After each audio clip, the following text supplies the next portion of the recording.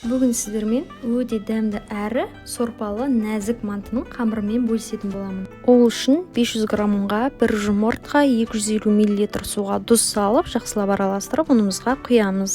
Міндетті түрде қамырды қанғанша 5 минутта илеңіз, бұл өте маңызды. Иленген қамырды міндетті түрде 20 минут тындырамыз. Мен салмасына 500 грамм ет, 300 грамм асқабақ және 2-3 пияз салдым. Қаласаңыз салмасын басқалай жасауға болады. Дәміне қарай тұз, қарабұш салып жақсылап араластырамыз. Қамырымызды 3-ке бөліп, жұқа етіп жайып шығамыз. Қалаған формаңызда кесіп, өз қалауыңызша түйуіңізге болады.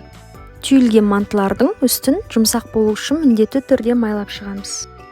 Мен буда 45-50 минут пісірдім. Бұл манты сорпалы, қамыры өте нәзік, өте дәмді болып шығады. Міндетті түрде жасап көріңіздер.